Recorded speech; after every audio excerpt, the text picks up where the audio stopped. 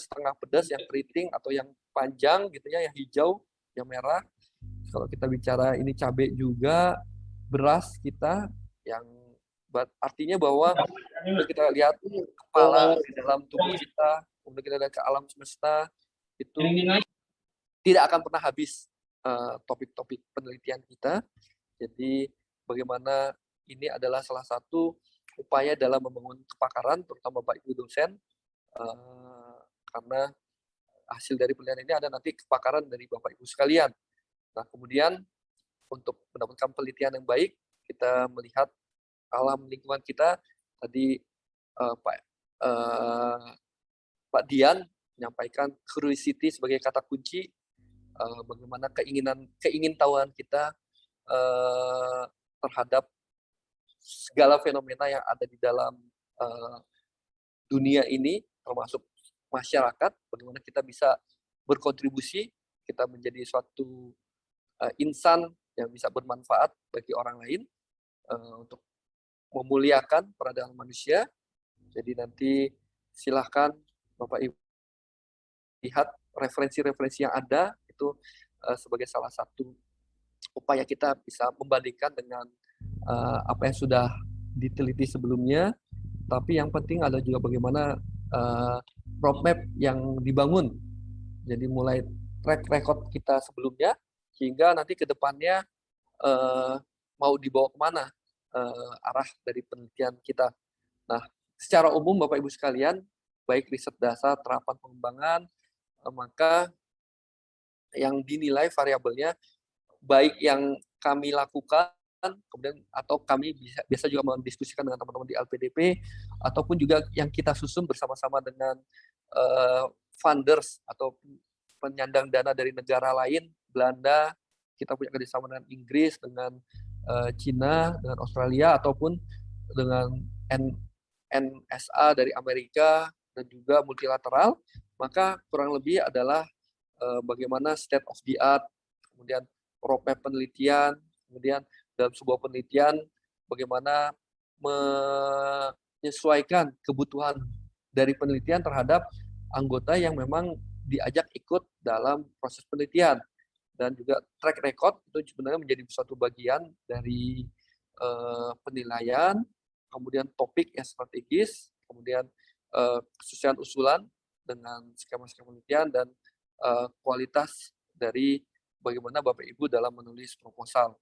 Nah, yang penting ada satu hal, mohon Bapak Ibu, biasanya kalau kami tergabung dalam grup WA LPPM, WA grupnya LPPM, kepala LPPM, ataupun dari grup-grup manapun gitu, itu kalau ada workshop, kemudian ada bahan presentasi gitu, workshop sosialisasi panduan gitu, nanti yang dibaca oleh para dosen, ini nggak tahu terjadi di LP3I atau enggak, adalah presentasinya, bahan slide-nya, tidak buku panduannya.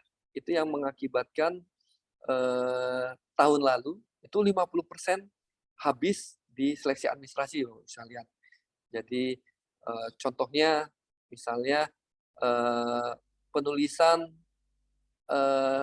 referensi, jelas-jelas kalau di dalam panduan kami meminta melalui sistem penomoran gitu, tapi banyak yang judul yang banyak proposal yang menggunakan nama dan tahun gitu, dan kita melihat fenomena ini sudah bertahun-tahun, sehingga tahun lalu pimpinan memang sudah memutuskan untuk strict, kalau gitu strict, dengan waktu yang terbatas kita strict, yang tidak sesuai dengan format itu dieliminasi, jadi gagal. Nah, kemudian juga selain dari panduan tersebut, dilihat sekalian skema, karena masing-masing skema itu punya karakteristik yang berbeda antara dasar dengan terapan.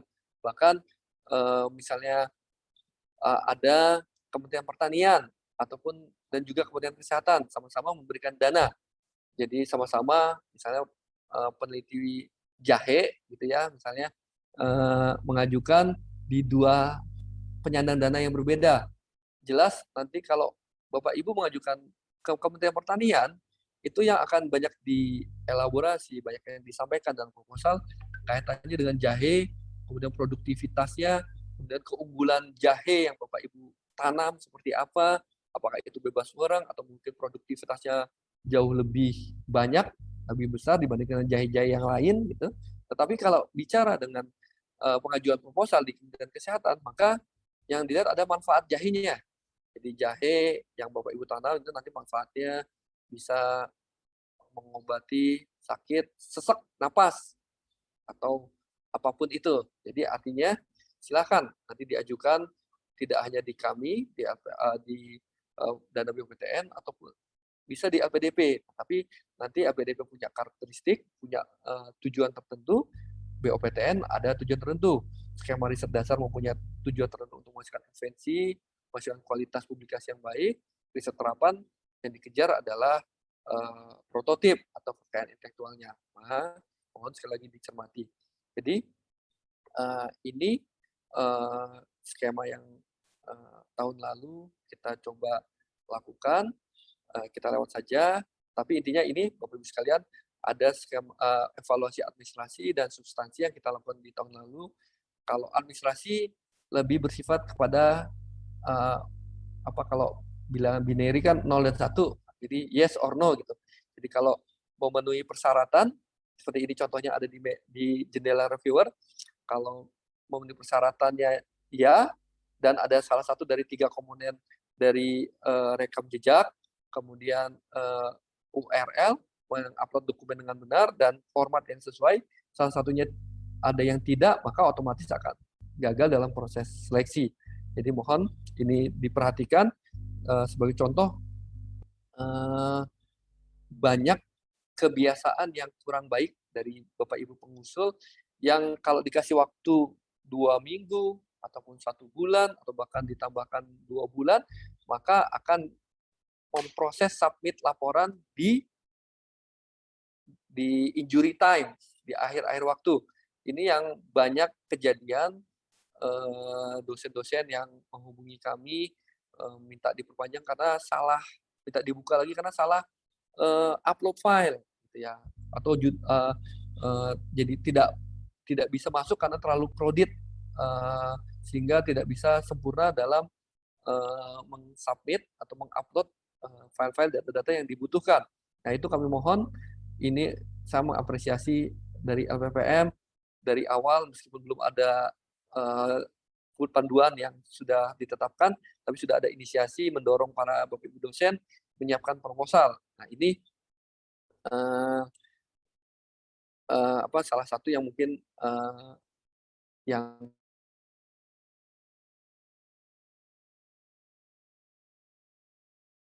tapi jangan sampai benar-benar di akhir untuk dalam durasi waktu penerimaan proposal. Nah, terkait dengan substansi Bapak Ibu sekalian berbeda dengan administrasi, jadi tidak ada 0 dan 1, tetapi ada variabel-variabel penilaian. Seperti ini contohnya kalau untuk kualitas relevansi tujuan, gitu ya, ini untuk riset dasar kalau salah.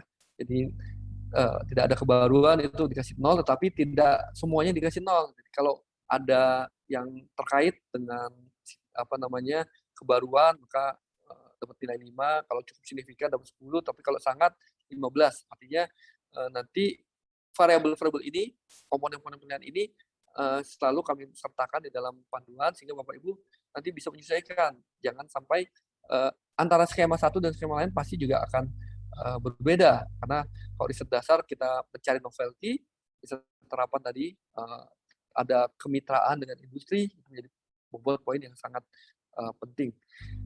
Ini slide terakhir kami. Mohon maaf jika waktunya sangat memakan lama.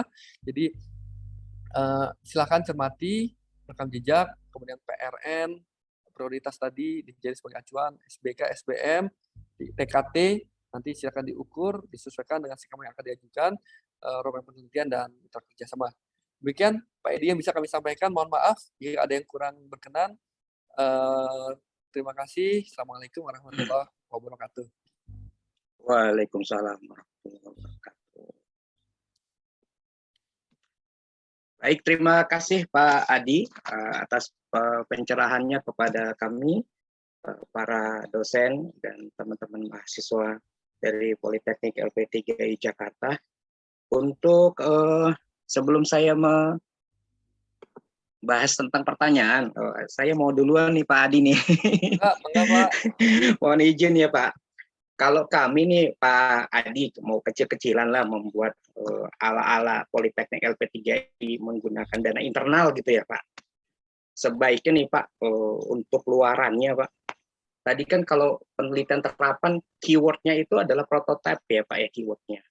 Sejauh mana prototype itu menurut Bapak nih Pak, kalau kami mau buat ala-ala kecil-kecil tidak ke arah hibah yang nasional ya Pak ya, internal kami saja nih Pak. Apakah dengan misalnya membuat modul saja nih Pak, jadi kita akan eksperimen gitu Pak ke apa namanya ke kelas gitu ya, nanti kita hasilnya akan jadi modul pembelajaran gitu, itu sudah cukup menjadi sebuah penelitian terapan ya. Atau yang tadi Bapak bilang ya kan, harus benar-benar prototype seperti tadi contohnya ergonomis, bahwa kita akan meneliti bagaimana kenyamanan dari penggunaan teknologi tadi, misalnya kursinya itu kan, apakah berupa prototipe itu kalau di bidang sosial saya ini Pak, berupa sketsa saja boleh atau memang harus ada produknya Pak? Ya, harus berupa produknya. Ini pun nanti ketika nanti membuat misalnya startup nih Pak aplikasi, apakah boleh hanya sketsanya saja Pak? Atau harus memang sudah jadi aplikasi Android-nya? Nah, itu pertanyaan saya di awal dulu Pak. Nanti habis ini saya akan bacakan setelah apa Bapak jawab dulu ini, nanti saya akan membacakan teman-teman yang lain. Silakan Bapak. Ya, makasih Pak Edi. Intinya Pak, kalau riset terapan, seperti kalau kita tadi lihat indikator dari TKT, bahkan kalau apa instrumen dari TKT kan kita punya instrumen yang umum untuk engineering ya. Terus kemudian ada ALKES, nanti mengukur TKT ALKES, mengukur TKT dari vaksin, kemudian obat, kemudian pertanian, peternakan, perikanan itu ada juga, dan tidak ketinggalan sosial juga ada Pak, termasuk seni juga ada.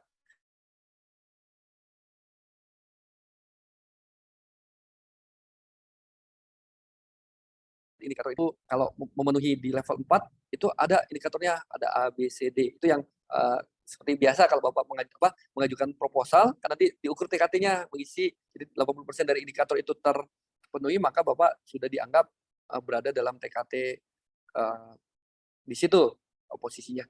Nah, kaitannya dengan Bapak sampaikan, intinya bahwa kalau terapan tadi indikatornya bahwa prototip tersebut itu sudah diuji coba, tetapi di level lab. Kalau misalnya tadi Bapak menyampaikan contohnya aplikasi Android, itu kan itu terkait dengan bidang TIK ya, aplikasi kan kalau di apa program itu biasanya mereka punya uji alfa, punya uji beta gitu ya. Jadi kalau sudah lewat uji alfa berarti itu biasanya tertentu dalam diuji di kalangan tertentu gitu, belum dipublikasikan secara umum gitu, bahkan kalau saya nggak tahu karena saya bukan bidang di situ, kalau misalnya nanti sudah dipasarkan itu harus memenuhi uji alfa berapa tahap, uji beta juga berapa tahap, sehingga ini. Nah, sekarang tinggal kebutuhannya gini Pak, kalau memang hanya mau diterapkan untuk kalangan terbatas internal, ya mungkin menurut Bapak itu sudah cukup gitu kan, udah aplikasi Android tersebut udah diuji, terus kita pakai, itu disebarkan untuk keluarga, untuk itu ya sudah cukup. Tetapi kalau Bapak itu mau dikomersialisasikan, kan kita tadi bicara bahwa produk pun tidak hanya sebatas udah jadi produk lah gitu. Tapi kita sekarang berpikir produk kita mau dipakai buat siapa, produk kita mau dijual apa enggak, dikomersialisasikan atau enggak. Artinya tahapan-tahapan itu juga akan terus dilakukan. Contoh lain misalnya bidang kesehatan, ada yang kita sebut vaksin gitu ya. Vaksin kita uji praklinis. Praklinis itu sebenarnya bahasa kalau tadi di roket itu atau bahasa di uji alfa gitu kan, itu ya sama uji yang dilakukan terhadap hewan itu praklinis, berarti uji prototip skala lab, baru skala lab Pak. Jadi kan dilakukan di mencit gitu ya, di tikus itu dicoba dilihat kondisinya ada perilaku-perilaku yang jadi aneh atau enggak gitu kan, itu diamati. Sudah lewat dari praklinis, ada uji klinis. Karena kalau bahasanya orang kesehatan di dalam TKT-nya vaksin, itu nanti ada uji klinis 1, uji klinis 2, uji klinis 3. Uji klinis 1 itu harus sekian orang yang diuji secara bertahap. Jadi nggak bisa langsung 1.000 orang. Kemudian udah uji klinis 2 lebih banyak lagi, sehingga nanti uji klinis 3 dilihat perilakunya layak atau enggak, nanti baru kita sebarkan ke masyarakat umum. Jadi sama Pak, silakan Bapak ada dana internal, kalau kita bandingkan misalnya di PDP itu ada 20 jutaan, itu dalam rangka membangun kapasitas para dosen muda, hasilnya juga tidak kita tuntut seperti yang riset dasar, yang dananya paling kecil misalnya di standar SBK tuh riset pertanian tuh 100 jutaan gitu ya, atau riset TIK 100 jutaan. Monggo itu disesuaikan saja, tetapi Bapak kalau misalnya di LPPM atau sebagai penyelenggara atau penyandang dana, ya jelas inginnya memberikan dana penelitian ke dosen, tetapi harus ada timbal balik, dosen menghasilkan sesuatu output yang memang layak dan sesuai dengan apa yang diberikan dana tersebut. Jadi gitu Pak. Baik Pak Adi, berarti kalau dari paparan Bapak tadi, penelitian di bidang sosial ini mau tidak mau harus berkolaborasi, betul ya Pak ya, dengan keilmuan lain ya Pak, multidisiplin ya Pak ya? Tidak harus Pak, tidak harus. Contoh misalnya yang berdiri sendiri Pak, gimana ya, Pak contohnya Pak? Contohnya saya penelitian saya melakukan sebuah kajian terkait dengan evaluasi kinerja perguruan tinggi. Coba saya bandingkan di Politeknik, kemudian saya bandingkan dengan perguruan tinggi akademisi. Nanti hasil dari riset saya itu akan saya jadikan sebuah rekomendasi kebijakan Pak, yang itu menjadi riset based policy. Jadi kebijakan berbasiskan penelitian. Itu sebagai salah satu penelitian yang tidak membutuhkan bidang-bidang lainnya, tetapi memang kan banyak sekarang Pak sosial sosial kesehatan. Itu kan kesehatan masyarakat pun kalau kita jujur itu sebenarnya penelitian sosial kan ya Pak ya. Untuk melihat penguatan gizi, stunting gitu ya. Stunting kan itu kesehatan. Beda dengan penelitian yang makanannya. Kalau untuk tindak lanjut dari luaran dari penelitian stunting kan bahwa ternyata di desa A ini tingkat stuntingnya sudah sangat mengkhawatirkan, maka dibutuhkan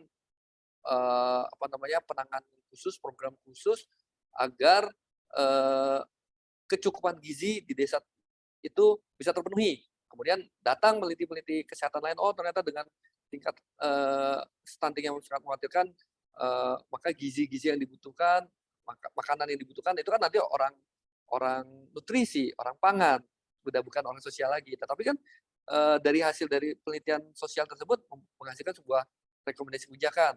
Begitu juga tadi bidang manajemen yang lainnya atau bidang humas, dilakukan penelitian misalnya di dalam divisi public relation di sekian banyak industri di wilayah Jabodetabek, mungkin mana yang benar-benar menghasilkan produk yang paling bagus, atau orang-orang sales lah, divisi sales, mana dengan cara apa, metode apa, itu kan nanti ada sebuah rekomendasi yang tingkatnya bukan rekomendasi untuk pemerintah, tetapi untuk industri yang bersangkutan. Nah itu bagian dari salah satu penelitian yang berdiri sendiri hingga sampai ujung, sampai rekomendasi, kita menyebutnya rekomendasi kebijakan, tapi sebenarnya rekomendasi itu tidak berbentuk untuk kebijakan pemerintah, tetapi kan juga untuk kalangan yang membutuhkan. Itu Pak Edi. Baik. Kebijakan publik ya Pak ya, berarti ya Pak hasil luarannya ya Pak ya. Ya, rekomendasi bahkan bisa kemarin kami sempat diskusi Pak dengan teman-teman di Poltekkes yang di bawah Kementerian Kesehatan, BPSDM Kesehatan. Banyak peneliti sama Pak, penelitian sosial. Pak, kami apa dong Pak yang untuk sampai hilir gitu. Saya bilang, loh, Ibu kan bisa misalnya di puskesmas gitu, misalnya, itu kan butuh banyak SOP terkait dengan regulasi internal, bagaimana proses apa namanya, ya tadi contoh misalnya penanganan gizi di puskesmas dan apapun. Nah itu kan bagian dari apa yang bisa dilakukan Poltekkes, meneliti di bidang sosial, nanti hasilnya akan dipakai sebagai SOP di masing-masing puskesmas gitu. Itu bisa Mbak Teddy. Gitu. Iya. Baik Pak, terima kasih banyak Pak. Ada beberapa pertanyaan dari audiens ini Pak. Silakan. Silakan untuk yang pertama Pak Dian dulu. Ada 3 pertanyaan nih dari Pak Rahmat, Pak Sudirman, Pak Dian dulu. Silakan Pak, boleh open mic. Oke, baik. Assalamualaikum warahmatullahi wabarakatuh. Waalaikumsalam. Ya, terima kasih kesempatannya Pak Edi. Ya, jelas Pak suara saya ya. Tadi saya sebetulnya ini Pak Adi, saya tadi sudah ketik ya, ada 2 pertanyaan jadinya ini karena saya dikasih kesempatan. Jadi ya, siap Pak. Jadi pertanyaan pertama, sebentar saya belum ini ya. Ya, pertanyaan pertama terkait dengan strategi mungkin Pak. Jadi adakah strategi khusus terkait dengan pemilihan judul gitu ya, yang betul-betul dapat mencerminkan bahwa arah penelitian kita itu terapan gitu kan? Ada strategi tertentu nggak Pak? Ada kata kuncinya nggak Pak?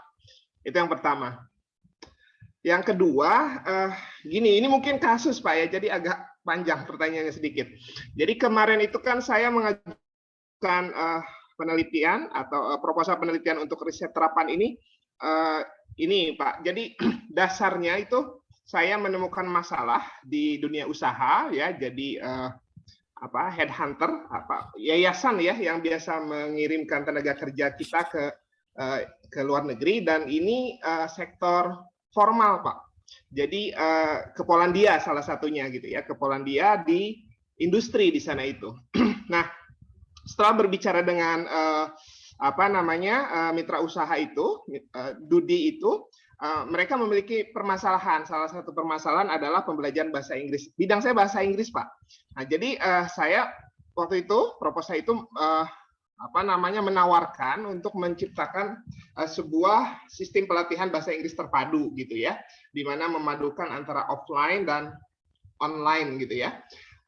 Saya mencoba menyelesaikan solusi yang mereka miliki, dan saya juga coba menawarkan, mengkonsep apa yang saya tawarkan dalam penelitian itu sesuai dengan arah kebijakan nasional misalnya Pak, ya terkait dengan pandemik, terkait dengan ekonomi nasional seperti itu Pak. Saya ramu sedemikian rupa seperti itu di proposal saya. Cuman mungkin saya masih belum beruntung. Nah jadi ada nggak Pak tipsnya gitu ya, atau mungkin kekurangan saya di mana gitu ya, biar untuk selanjutnya saya bisa lebih baik lagi. Itu aja sih Pak. Terima kasih. Langsung saya izin jawab ya Pak Edi ya, biar nggak lupa. Silakan Pak Edi. Kaitan dengan judul memang Pak, judul sebagai salah satu eye catching ya kalau peneliti. Bahkan kalau kami nih Pak dengan program kerjasama luar negeri gitu dengan Inggris gitu misalnya, itu dipersyaratkan ada akronim yang menarik.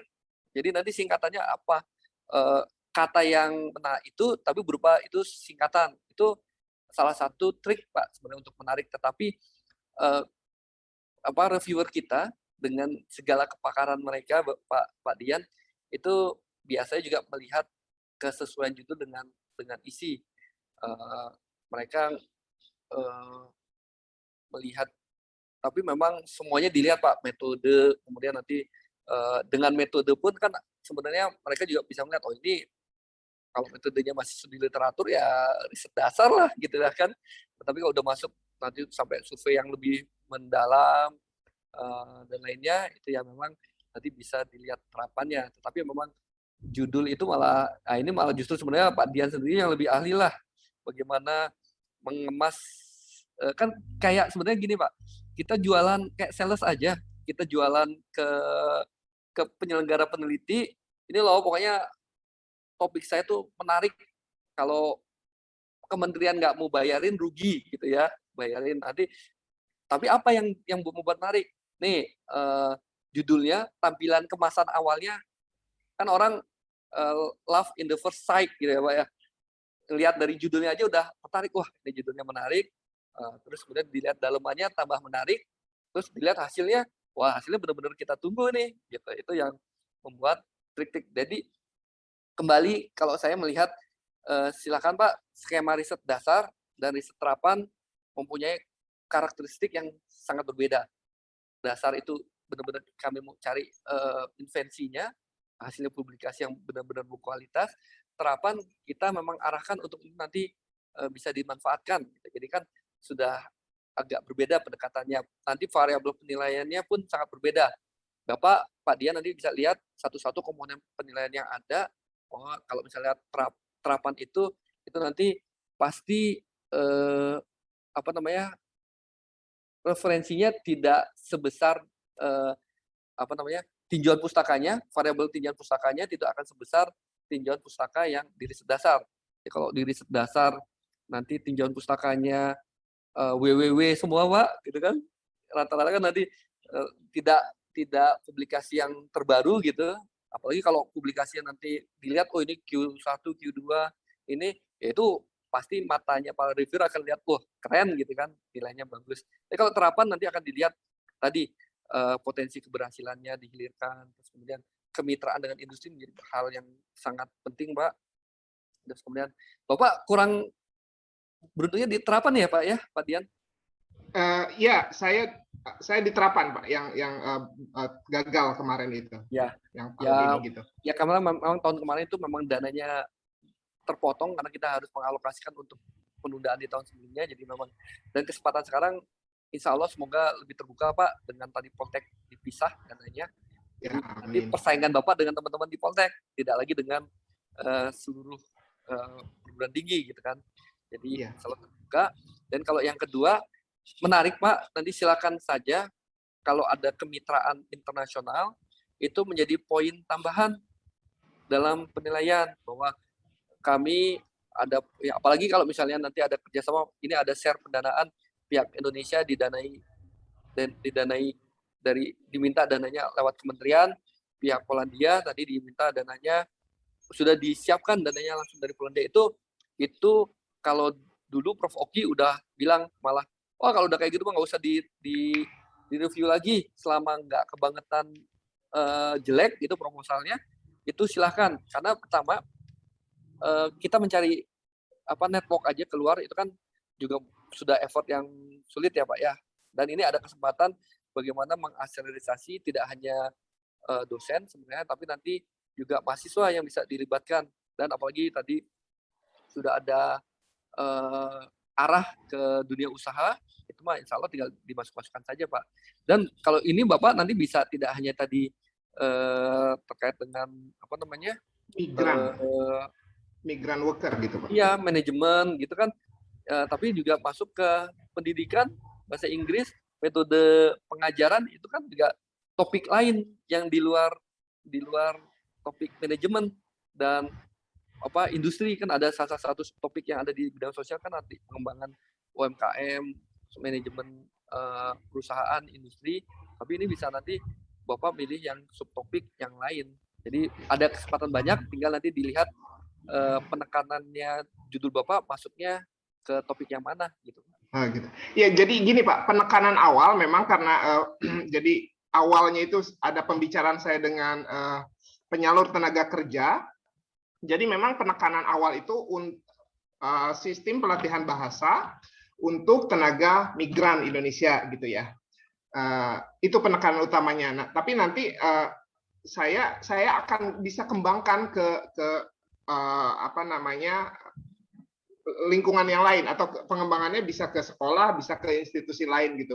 Ya, dan mungkin Bapak kalau punya link ke dinas tenaga kerjaan misalnya di Pemda gitu ya, Pemda Jakarta atau Depok lah sebagai misalnya satu pilot yang kota yang lebih kecil, itu akan sangat lebih dihargai di mata reviewer Pak untuk tadi kemitraan, sehingga gitu kan udah hampir jelas bahwa hasilnya nanti akan sebuah rekomendasi kebijakan, bahwa hasil riset Bapak nanti itu menjadi sebuah model pilot yang bisa nanti diterapkan di tempat-tempat lain gitu kan. Jadi satu sebagai unit analisis diterapkan di salah satu, mungkin tadi Bapak kalau bicara audit analisis di sekolah gitu, atau di mana, atau nanti di Bisa agen-agen, mungkin di Dinas Tenaga Kerja ya Pak ya, karena iya, di itu agen-agen spesialisasinya lebih pas kayak. ketenagakerjaan. Nah, menarik sih Pak gitu.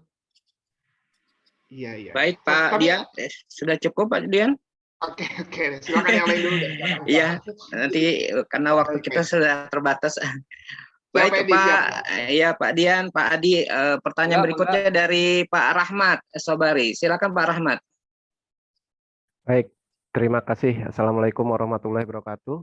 Waalaikumsalam. Waalaikumsalam. Terima kasih Pak Edi atas waktunya. Selamat sore Pak Adi. Selamat sore Pak. Perkenalkan, saya dengan Rahmat Pak dari Politeknik LP3 Jakarta. Sebetulnya nasib saya tidak jauh beda dengan Pak Dian ya. Tahun yang lalu, tahun sekarang itu kita tidak lolos dari penelitian terapan ya. Nah, di sini saya ingin tanyakan Pak gini. Karena kemarin tidak lolos, akhirnya kemarin itu waktu pertama saya mengajukan itu mengenai kroto. Kroto itu telurnya semut ya Pak ya, untuk budidaya untuk peningkatan ekonomi masyarakat. Nah, karena biayanya cukup tinggi, kemarin saya bekerjasama dengan salah satu Karang Taruna di Kota Bogor, khususnya Kecamatan Bogor Selatan. Nah, lepas dari situ saya berserta teman-teman, akhirnya di Bogor Selatan itu ada yang namanya kelompok Taruna Tani, Pak. Dan kebetulan sudah mendapat izin dari Dinas Pertanian Kecamatan Bogor Selatan untuk membudidayakan atau menernakkan kelinci. Nah, dari kelinci itu saya coba kemarin meneliti hasil dari peternak kelinci ini diapakan? Ya, saya tanya seperti itu kepada peternaknya, mau kita kembangkan Pak untuk ya kalau ada dijual kita jual. Ya. Nah kemudian saya tanya kotorannya dikemanakan? Sebab saya lihat di internet itu bisa diolah menjadi pupuk organik. Nah kemudian kalau untuk air seninya memang kita belum ini Pak, katanya. Justru kita lagi mencari Pak, ini dari kotoran air seni hingga kotoran kelincinya, kalau dijadikan pupuk bagaimana? Nah, terkait dengan tadi yang saya dapat informasi dari Bapak bahwa kalau ada link match dari dinas terkait, kalau sudah mendukung sangat bagus. Nah, 2 hari yang lalu saya dapat informasi dari kelompok Taruna Tani ini, Pak, kita dapat dukungan dari Dinas Pertanian Bogor Selatan untuk mengembangkan. Ayo Pak, bahkan tadi pun saya sambil diskusi dengan teman saya, yuk kita sama-sama. Nah, pertanyaan saya Pak, bisa nggak ini kotoran kelinci ini dijadikan penelitian terapan? Pertama itu. Yang kedua, kalau ada pengembangan itu seperti apa Pak? Karena misalkan gini, di kelompok tani itu di setiap RW itu rata-rata, bukan RW, setiap kelurahan mempunyai kurang lebih 3 atau 4 kelompok tani, taruna tani ya Pak ya, kalangan muda untuk pengembangan. Nah di sisi lain kalau dari segi ekonomi dalam masa pandemik seperti ini, alangkah baiknya untuk meningkatkan ekonomi masyarakat dengan penjualan pupuk organik itu, Pak. Itu sementara, Pak, pertanyaan saya. Iya. Silakan Pak Adi. Baik, terima kasih Pak Rahmat pertanyaannya. Ini kembali lagi kepada Pak Rahmat. Apa yang Pak Rahmat sudah lakukan. Jadi kalau apakah itu terapan atau enggak, itu nanti tergantung lingkup riset yang Bapak rencanakan. Jadi kalau masih dalam skala Bapak mencari referensi, kemudian dibuktikan secara konsep bahwa air seni kan mengandung fosfor gitu ya. Logikanya itu kalau secara zat itu sudah banyak referensi, artinya sudah melewati riset terapan, riset dasar.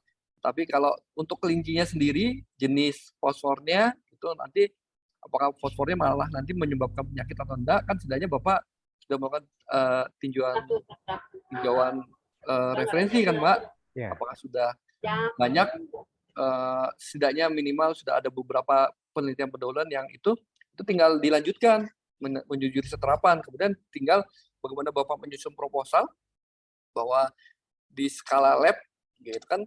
Di skala lab artinya ini terkait dengan nanti yang diujikan, entah bagaimana bisa nanti membuktikan apakah nanti di lab kimia atau di lab biologi, tapi kan yang pasti belum di diuji cobakan ke misalnya sebidang tanaman kan. Kalau yang saya tahu itu kalau untuk uji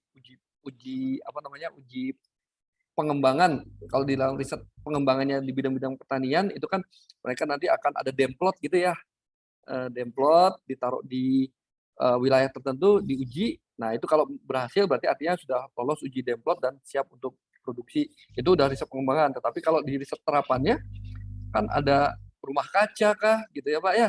Terus ada diuji di lab. Jadi hasil dari air seni kelinci itu diuji, dicampur senyawa apapun gitu, itu udah masuk riset terapan Pak untuk menghasilkan nanti ini prototip dari seni ini. Dan yang perlu diperhatikan Pak, kita tuh biasa kalau dari sisi peneliti, dari sisi akademis tuh hanya melihat dari idealis bahwa suatu teori itu bisa diterapkan, tapi nanti realitasnya kayak misalnya pengalaman kami ketika tadi roket gitu ya, ini dengan selongsong yang baja sekian, kekuatan sekian ini nanti cukup, nggak akan meledak lah kalau misalnya ditembakkan propelannya segala macam, nggak meledak di tengah jalan, tapi nanti yang meledak adalah warheadnya.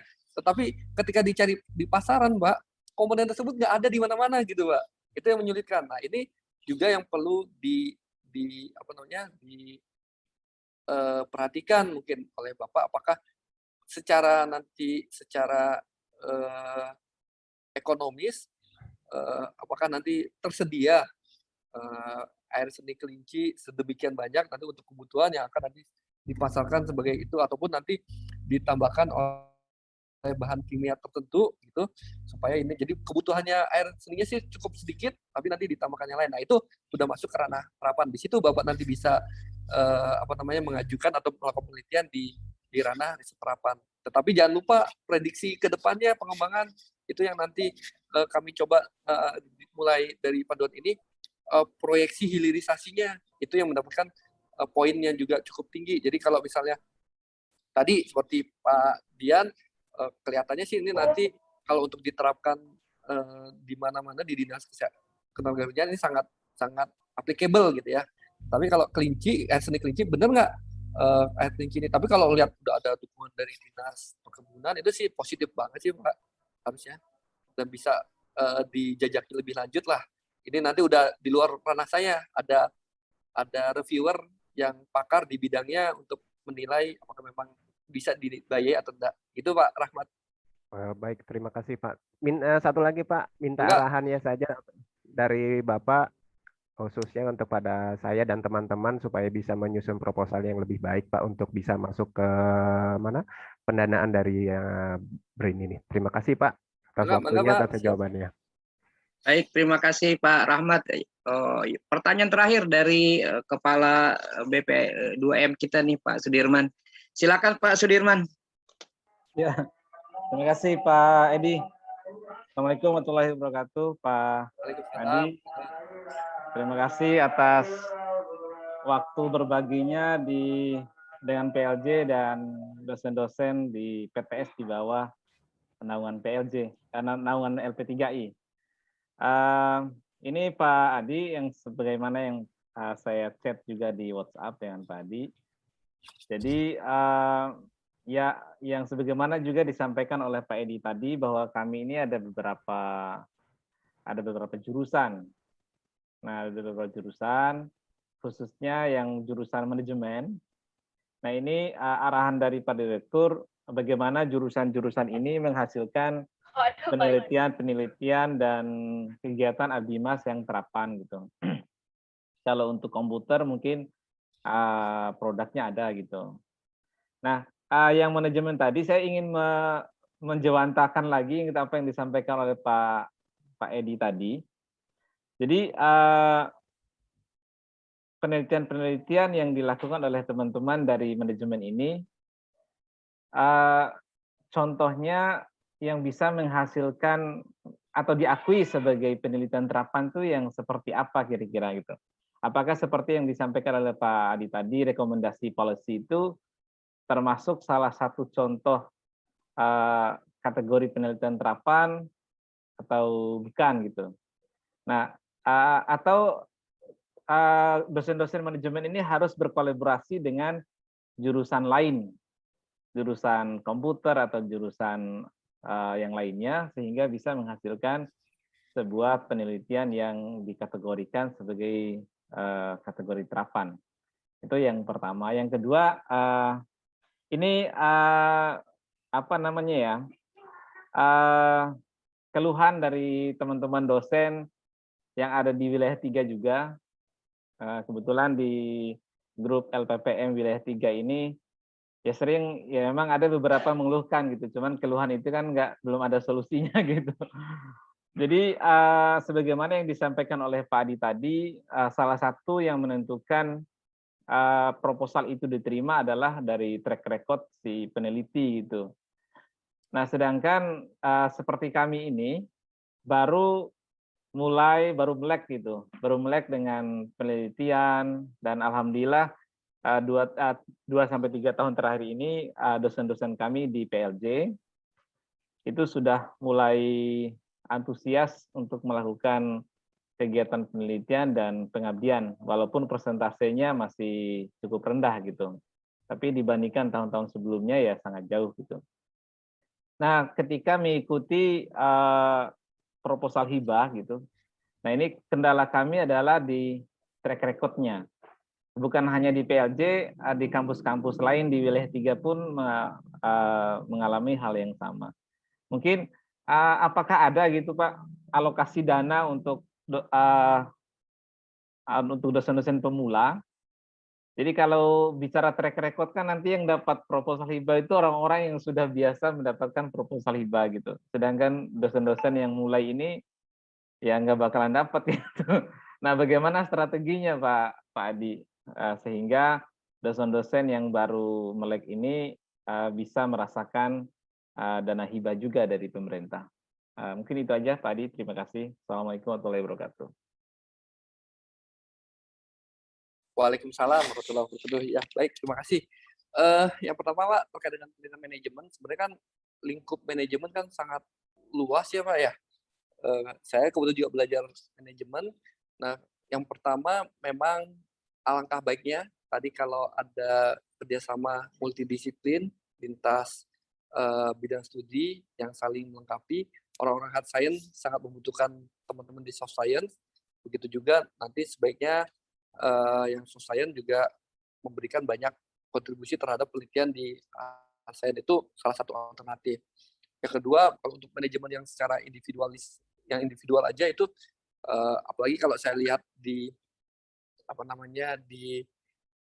webnya LP3I, jadi tadi ada manajemen, kemudian manajemen informatika dan lainnya, manajemen bisnis dan macam, kan kaitannya juga dengan salah satu subtopik yang ada di kami Pak Dirman, untuk bagaimana penguatan UMKM, industri yang kaitannya tidak hanya dari sisi produk yang dihasilkan. Kalau produk itu nanti ranahnya teman-teman di hard science, gitu. Misalnya pabrik baterai, maka di situ penguatannya adalah produk baterainya oleh orang-orang kimia gitu kan, yang menghasilkan bahan-bahan material aditif untuk baterai.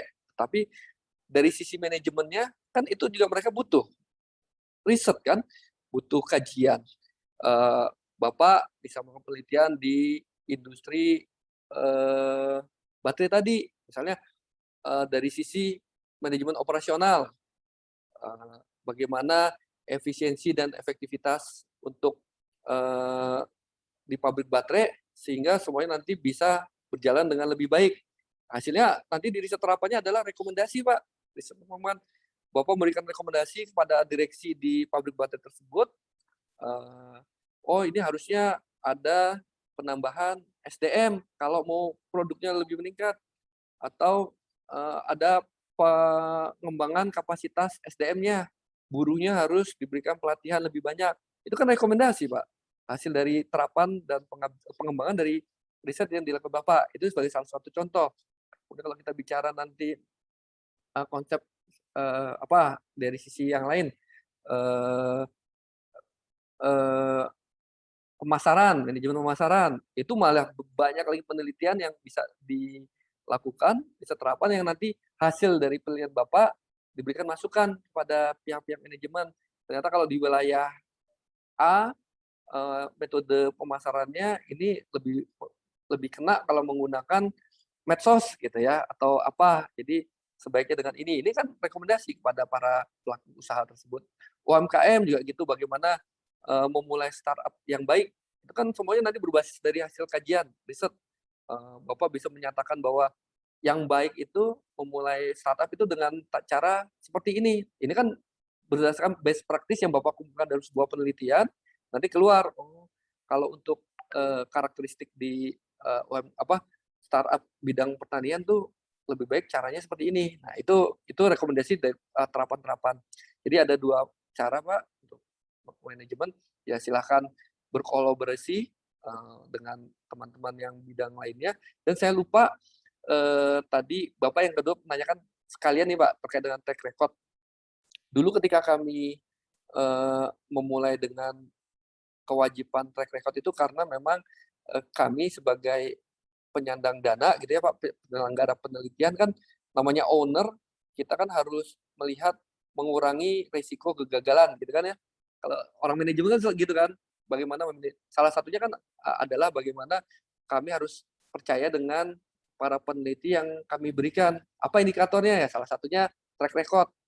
Awalnya dulu para tim itu menyusun mensyaratkan 5 Pak malah publikasinya. Terus kemudian itu diprotes jelas oleh dosen se-Indonesia gitu. Jangan 5 dong, kalau untuk di Jakarta 5 masih wajar gitu, untuk di Papua siapa yang gitu. Akhirnya diskusi dan arahan pimpinan ya memang disepakati dua judul, dan itu bukan tidak berarti bahwa kalau yang saya sih yakin Bapak Ibu di sini sekalian sudah pernah melakukan publikasi di 2 judul, meskipun mungkin ada yang bereputasi baik sekali, ada yang bereputasi baik, maksudnya indeksnya bereputasi baik, terus kemudian ada yang baik atau ada yang sedang dan ada yang nasional gitu ya, yang kurang. Tetapi intinya bahwa itu semuanya masih bisa di-upload Pak dalam track ini, rekodnya kan, di track recordnya, dan itu mendapatkan poin sebenarnya berbeda-beda kan. Ada yang 30% di riset dasar, tapi kalau untuk riset terapan itu angkanya lebih kecil lagi kan record itu. Kalau Bapak Ibu punya karya hak cipta gitu kan, Bapak bikin metode, bikin instrumen, modul gitu, itu udah bisa diajukan untuk dapat hak cipta gitu kan. Itu 2 aja masuk nggak bisa gitu kan. Itu kan salah satu track record yang lain. Kemudian sekarang bahkan kalau punya karya cipta monumental, itu Bapak malah bisa mengajukan lebih dari 4. Itu jadi bagian dan kalau PDP memang kan kita tidak mensyaratkan ada itu kan track record. Kemudian satu lagi jembatan Bapak Ibu yang memang kesulitan ketika hilang hak untuk mengajukan PDP-nya, bisa mengajukan PKPT. Kembali lagi Bapak Ibu silakan berkolaborasi PKPT, penelitian kerjasama perguruan tinggi dengan perguruan tinggi, berarti Bapak mencari perguruan tinggi yang sebagai mentor dari perguruan tinggi mandiri dan utama. Di Jakarta mungkin mandiri UI lah, kalau misalnya yang negeri, yang swasta kan ada Gunadarma, gitu kan. Kalau untuk manajemen informatika ada BINUS gitu. Terus kemudian yang lainnya kalau utama malah lebih banyak lagi di sekitar Bapak, mungkin IRC saya lupa apakah udah utama atau media ya, yaitu bisa nanti saling berkolaborasi Pak untuk PKPT, sehingga punya modal lagi tambahan. Hasil PKPT menghasilkan publikasi, Itu jadi modal tambahan untuk nanti berjuang sendiri, atau ya sebagai anggota lah di penelitian dasar, gitu, penelitian terapan anggota. Bapak tawarkan, saya punya seperti tadi misalnya Pak Rahmat, ini loh Pak, saya punya judul bagus nih, tapi Pak Rahmat nggak pede gitu, karena tadi terbentur persyaratan, cari orang IPB bidang peternakan. Saya kenal ada misalnya Prof. Anuraga, itu beliau masih muda, umurnya 30-an, tapi sudah prof dan high index-nya sudah di atas 20, dan memang peternakan bidangnya gitu. Itu bisa misalnya diajukan, atau orang-orang teknik kimia di IPB, ini Pak saya punya ini, kalau Bapak nggak pede sebagai peneliti utama, diajukan takut gagal, ya saya jadi anggota, mohon Bapak jadi mentor, jadi ketua. Itu kan salah satu strategi lain. Jadi nanti Bapak bisa punya, kalau mereka profesor udah nggak butuh jadi first author kok gitu ya. Udah itu kan bisa didiskusikan, Pak, mau nggak Bapak nanti peneliti utama, saya punya topik yang menarik ini, syukur-syukur nanti malah jadi dosen pembimbing untuk S3 gitu kan. Itu kan tergantung pendekatan kita sebenarnya, banyak cara supaya kita bisa nanti bisa dapat manfaat lainnya. Jadi itu Pak Dirman kurang lebih. Cukup Pak Dirman. Baik, karena waktunya sudah terbatas Pak Adi, saya Edi, simpulkan, ya. boleh satu lagi nggak Pak? Tapi sedikit sih, nggak banyak. Boleh 2 menit ya Pak. Ya. Silakan Pak. Pak Adi, maaf, saya kenal dengan UPPM dari Politeknik Pengembangan Pertanian Bogor, Pak. Itu bisa dikolaborasikan tidak Pak? Misalkan yang tadi penelitian saya dengan kelinci, terutama Pak Punten, mengenai itu di bawahnya Kemdikbud Ristek nggak ya? Di bawah pertanian ya? Kementerian Pertanian ya? Iya, di pertanian Pak. Boleh Pak, tapi Boleh, Bapak mereka tidak bisa jadi ketua ya, karena kan dana kita, dana BOPTN kita itu bisanya hanya untuk ke perguruan tinggi di bawah Kemdikbud. Jadi kalau ada IAIN misalnya Kementerian Agama itu tidak bisa jadi ketua, tapi mereka bisa diajak sebagai anggota. Nah ini termasuk yang dari di bawahnya Kemtan ini, nanti ajak aja sebagai anggota, itu memperkaya kok Pak, memperkaya wawasan Bapak, nanti banyak yang bisa didapatkan lah, experience, knowledge gitu ya dari mereka, dari ini. Gitu Pak. Oke, terima kasih Pak Adi jawabannya. Baik, terima kasih Pak Rahmat. Teman-teman, rekan-rekan dosen, teman-teman mahasiswa Politeknik LP3I Jakarta dan LP3I Group, saya bisa simpulkan, saya cepat untuk menyingkat waktu.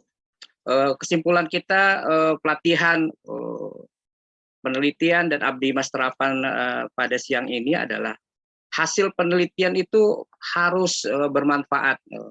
Artinya bermanfaat adalah 1, bisa dipublikasikan, 2, diterapkan. Nah, diterapkan ini adalah salah satu ciri dari penelitian terapan. Maka itu kita harus bermitra, berkolaborasi dengan mitra, itu utamanya untuk bisa menghasilkan penelitian terapan. Nantinya dari kolaborasi mitra kita akan bisa mengeluarkan referensi, rekomendasi ya, yang bisa menghasilkan keluaran ya, untuk nantinya bisa dipublikasikan. Itu saja teman-teman, rekan-rekan dosen, teman-teman mahasiswa, dari hasil workshop kita hari ini. Saya mewakili rekan-rekan dosen dan teman-teman mahasiswa mengucapkan terima kasih banyak kepada Bapak Adi Indra Hermanu, STM-TMM, atas pencerahannya pada siang hari ini. Terima kasih banyak Bapak. Ya, semoga bermanfaat Bapak ya. Ibu sekalian. Baik, saya kembalikan kepada Pak Haris selaku MC siang ini. Silakan Pak Haris untuk acara selanjutnya. Ya, baik Pak Adi, saya ambil alih. Pak Harisnya baterainya lowbat katanya. Oke, baik Bapak Ibu, alhamdulillah rangkaian acara kita sudah terlaksana dengan baik, dan kita bersyukur pada hari ini kita dapat sharing langsung dengan Pak Adi, dan mudahan ini bukan sharing yang pertama dan terakhir. Kita akan melakukan sharing-sharing lagi dengan Pak Adi dan tim selanjutnya, karena koordinasi komunikasi kita dengan Pak Adi ini sangat penting tentunya. Bapak Ibu dosen, saya dari Litbang PLJ mengucapkan terima kasih banyak kepada Bapak Ibu dosen dan mahasiswa, baik PLJ, PLB, PLM yang sudah gabung di sini, Cirebon dan PTS-PTS yang lainnya. Semoga apa yang kita dengarkan bisa kita aplikasikan dan menghasilkan penelitian-penelitian terapan atau penelitian-penelitian lainnya di anggaran tahun 2021 dan 2022 atau ke depannya. Baik Bapak Ibu, mari kita bacakan suratul Fatihah untuk Pak Adi, Pak Edi, Pak Haris, dan seluruh Bapak Ibu dosen dan mahasiswa. Semoga Allah selalu memberkahi dan memberikan umur panjang dan keberkahan kepada kita semua. Al-Fatihah. Alhamdulillah. A'udzubillahi minasyaitonir rajim. Iyyaka na'budu wa iyyaka nasta'in. Ihdinas siratal mustaqim, siratal ladzina an'amta 'alaihim ghairil maghdubi 'alaihim